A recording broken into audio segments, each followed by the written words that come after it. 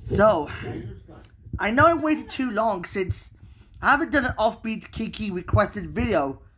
Since Titan AE put me out of commission for this, it's about time I probably have to review The Iron Giant. I know it's been 10 years since I saw this movie at Ickfield, so I'm going to review it right now. So, let me just try and tackle this movie. The Iron Giant was a 1999 animated science fiction film produced by Warner Brothers Feature Animation and was directed by Brad Bird in his directorial debut, based on the 1968 novel The Iron Man by Ted Hughes, which was published in the United States as The Iron Giant.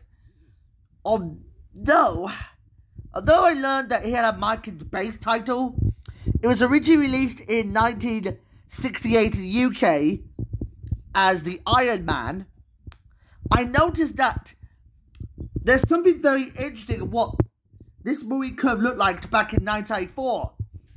In 1984, it was planned to be an animated musical created by Don Bluth, who was considered the director's seat to put the position of directing The Iron Giant, which would have served as the basis for the unproduced Don Bluth's Ice Age movie. Although The Iron Giant would have been about this concept involving around an ancient robot befriending various prehistoric creatures in a musical sort of concept, that it never really got off the ground. Although I realised that this movie would become more of a darker and edgier take on 2D animation, like The Prince of Egypt, this movie that came up, that originally premiered on July 31st, 1999 at Los Angeles, California, would later be released on August 6th, 1999 worldwide. However, it was also the same day that The Sixth Sense have come out. On that same day, I noticed that Haley Joel Osment was considered for the role of Hogarth Hughes, while Bruce Willis was considered for the role of Dean McCoppin, and ultimately, Peter Cullen was considered for the role of the Iron Giant, but they all stepped down because of the real reason. I'm guessing there were loads of actors and actresses, like, I considered that Sarah Michelle Gellar auditioned for Annie Hughes, and also for Kevin Spacey, he was offered the role of Kent Mansley, and most notably Jack Nicholson was considered for Shannon Rogard. For some reason, as I noticed that Disney was originally involved in this movie, they dropped their plans because of the commission, because of their commitment to Tarzan.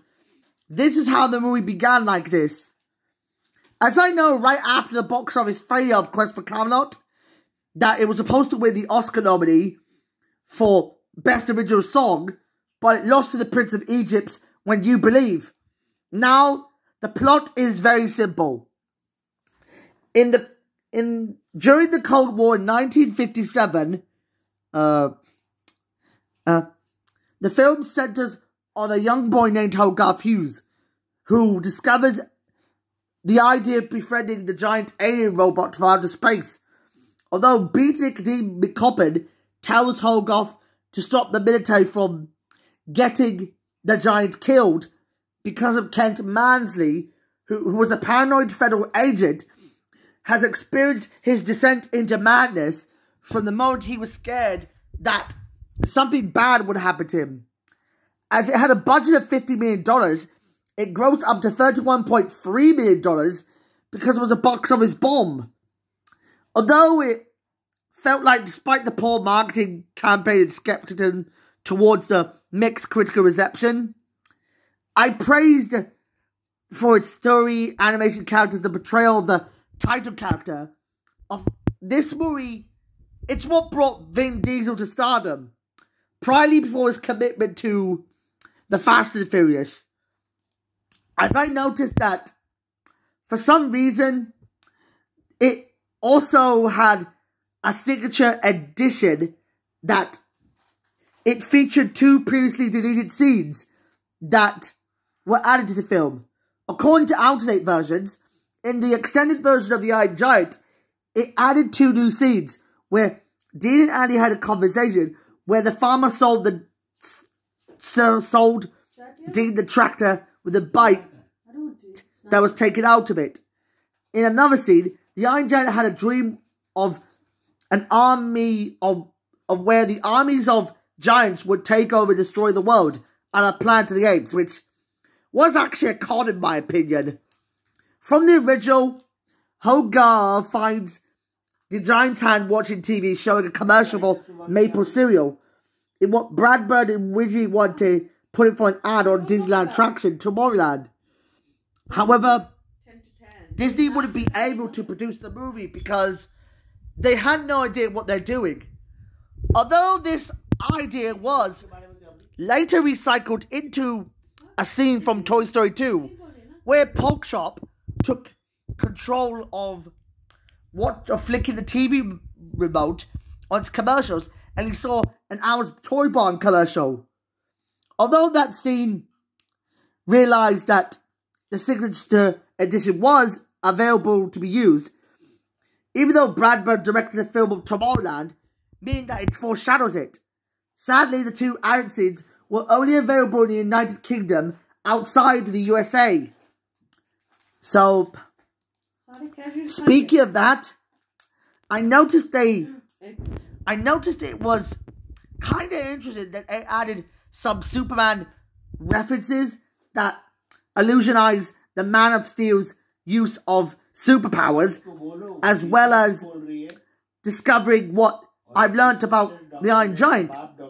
What I learned about the Iron Giant is that I might consider it as a spiritual successor to Bambi, because both Bambi and Iron Giant are about dramatically dark movies that dealt with how a giant robot and a deer dealt with the poaching of a man trying to kill their kinds. What's that name? But despite the animation that I enjoyed, I liked the CGI animation and for the giant and the hand-painted cells of its human characters. I enjoyed this movie and its songs within the music of its soundtrack. Actually, like it for some reason.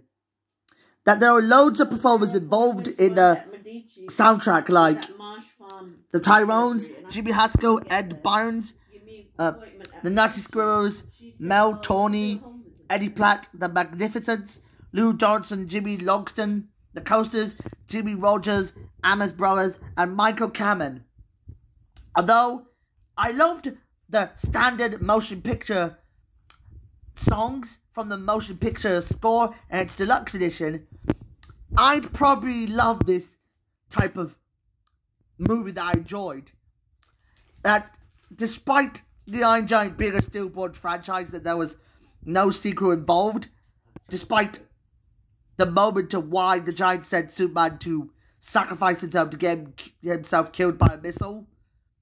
And that's why I've learnt why I felt completely destroyed about the memorial involved. And Hogarth got a package from Rogard, and he finds out the Screw was running away to go to Iceland to see the Giant smiling himself to break the fourth wall. Come on, son. So he could just reassemble himself. It sounded like a big cliffhanger, but I'm guessing that the Iron Giant would then later make an appearance in Ready Player One, which came out in 2018. They did put him into this movie. I know they put him into that movie. And also, they had to put the Iron Giant once again in Space Jam 2, which I didn't like for some reason. So, hell, I'm gonna play. That's probably the only good thing that I liked. Yeah, I know I like him in Space Jam 2. Yeah, I enjoy him for seeing what he appeared in this movie. Despite not liking the movie, despite the IP CG that melts my heart the most. He could be seen tag along with King Kong, and yeah, that's kind of interesting. So, oh, there's also a Matrix reference in what I don't seem to care for the Matrix, because I'm not really a Matrix fan, because I hate the movies, and they only had a production foreshadowing Easter egg on both Speedy and Granny cosplaying as Matrix characters, beating up a police officer.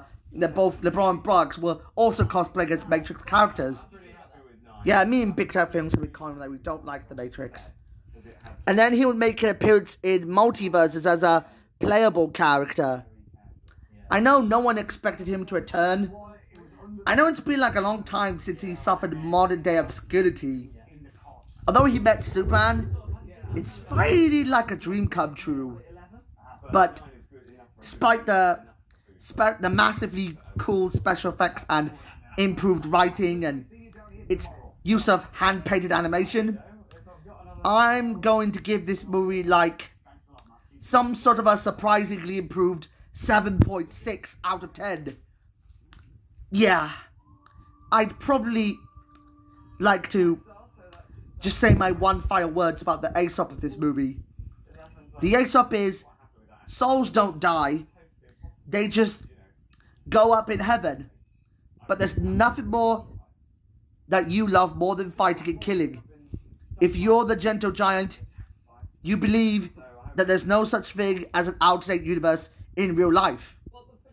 You know what they say? You are what you choose to be. You choose. A soul is something inside of all good things, and that goes on forever and ever. Souls don't die.